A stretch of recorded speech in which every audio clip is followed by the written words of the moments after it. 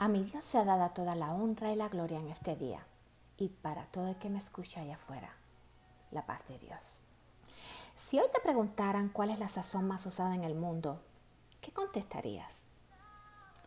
Hace unos años atrás, un profesor en una clase hizo esa misma pregunta. Y antes de contestar la respuesta correcta, los quiero llevar a Mateo 5.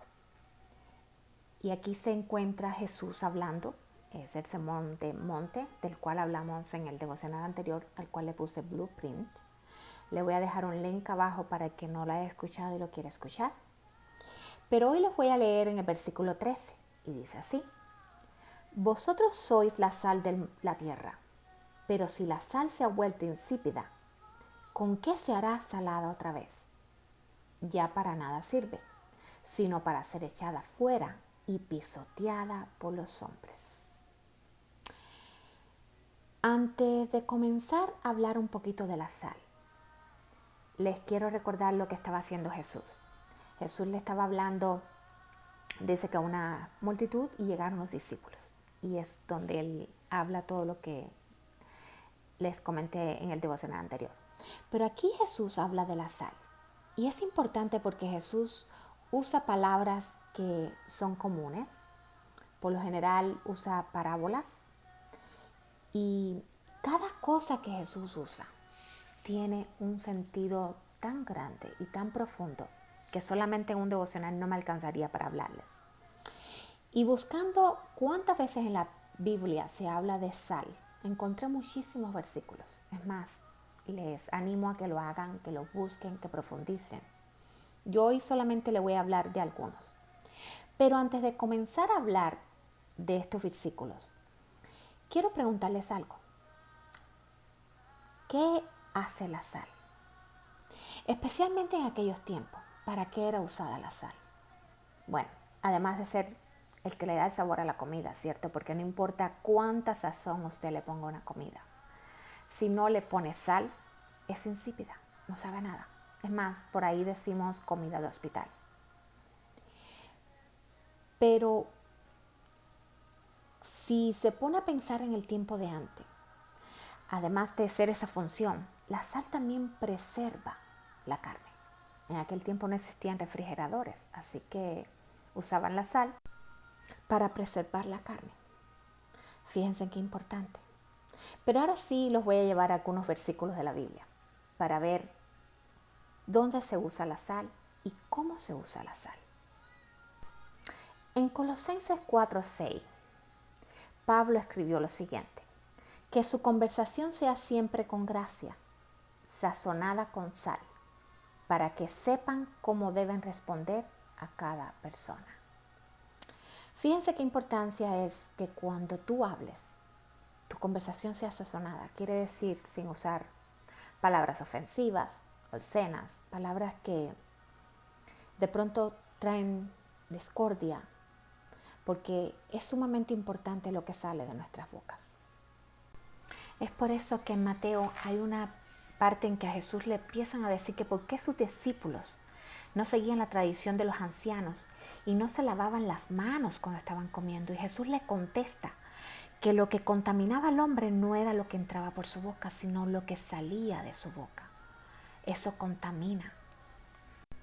Esto que habla Jesús también concuerda a lo que dice Pablo, que sazonemos todo lo que hablemos con la palabra de Dios. ¿Y qué hace la palabra de Dios? La palabra de Dios sana, la palabra de Dios liberta, la palabra de Dios lleva palabra de ánimo, de aliento al que está pasando por necesidades. La palabra de Dios levanta al que está caído, pero también corrige y también son buenas noticias para el que está perdido. Que toda palabra que salga de nuestras bocas sea para levantar al que está caído, para llevarlos a los pies de Cristo.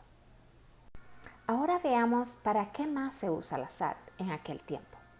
En Levítico 2:13 dice así: además toda ofrenda de cereal tuya sazonarás con sal, para que la sal del pacto de tu Dios no falte de tu ofrenda de cereal. Con todas tus ofrendas ofrecerás sal. Aquí es Dios quien está hablando que las ofrendas que hagamos la hagamos con sal. Pero fíjense que dice que para que el pacto de Dios no falte. O sea, Dios tiene un pacto hecho con nosotros. ¿Y cuál es el pacto que Dios ha hecho con nosotros? Dios nos dio a su Hijo, a su único Hijo, por cada uno de nosotros. Porque sabía que todos, dice la palabra de Dios, dice que todos le hemos fallado a Dios de una manera o de otra. Pero a través de Jesús podemos alcanzar al Padre. Y entonces es el pacto que tenemos. Y cada vez que hacemos una ofrenda al Señor, y no tiene que ser necesariamente de dinero, una ofrenda es cualquier sacrificio que hagamos para el Señor. No para la gente, sino para Dios. Que la hagamos sazonada con sal, quiere decir con gusto. Y les leo ahora Ezequiel 43 del 22 al 24 y dice así: al segundo día ofrecerás un macho cabrio sin defecto para la ofrenda por el pecado y purificarás el altar como lo purificaron con el novillo. Cuando haya terminado de purificar, ofrecerás un novillo sin defecto de la vacada y un carnero sin defecto de rebaño. Los ofrecerás delante del Señor y los sacerdotes echarán sal sobre ellos y los ofrecerán en holocausto al Señor. Aquí se está hablando de una ofrenda que se está haciendo por el pecado. Y dice que los sacerdotes le echarán sal arriba para ofrecérselas al Señor en holocausto. Antiguamente se hacían holocaustos, que era ofrendar animales en sacrificios a Dios, para que la sangre de estos animales limpiara el pecado de nosotros. Pero ya nosotros no tenemos que hacer esos sacrificios, porque ya Jesús hizo el sacrificio más grande, que fue su sangre derramada por cada uno de nosotros, para que medida por Él pudiéramos alcanzar la salvación eterna.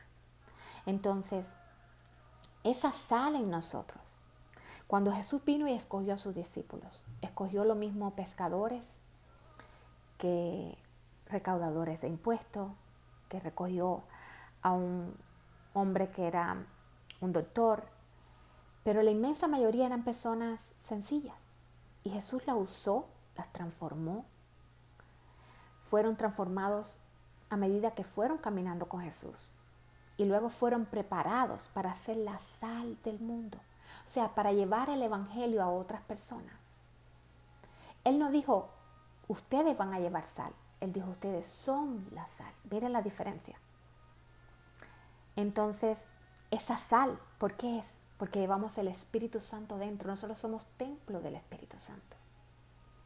Si el Espíritu Santo mora en nosotros, no quiere decir que no nos vayamos a confundir, que no vayamos a tener necesidades, que seamos perfectos. No, Pablo decía que era una carrera, que en el camino había que despojarse de todo aquello que no nos beneficiaba y que ni él mismo aún había alcanzado la perfección, pero que seguiría trabajando en esa carrera hasta que Dios viniera y hasta que llegáramos a ser de la medida perfecta del varón perfecto que era Jesús. Otra cosa que pasa con la sal es que por lo general no se ve en la comida, pero se siente. Entonces hay que tener un balance. No puede ser ni muy salada ni muy desabrida. Tiene que estar en el término perfecto de Dios. Y solamente eso se alcanza con el Señor, porque sin Él no somos nada. Bueno, y para recapitular un poquito lo que había dicho, ya saben, bueno, que la sal en realidad es la sazón más usada en el mundo. Yo pensé que era otra, en realidad cuando me hicieron esa pregunta pensé en la pimienta, pero me maravillé cuando escuché que era la sal. Y esa pregunta me sirvió para hacer el devocional de hoy. Y les quiero dejar con esto. Ustedes son la sal del mundo. No pierdan su esencia. Y para no perder la esencia, tenemos que estar constantemente comparándonos con el Maestro.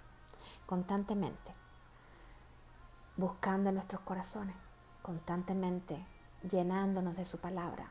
Para que de esa manera cuando vayamos a hablar con otro, nuestra palabra esté sazonada con la palabra de Dios, que es palabra de vida. porque nuestra palabra está vacía, pero la de Dios está llena, es vida. Además de ser la espada que nos dejó Él contra las acechanzas del diablo. Y hoy sí te dejo, que Dios te bendiga. Shalom.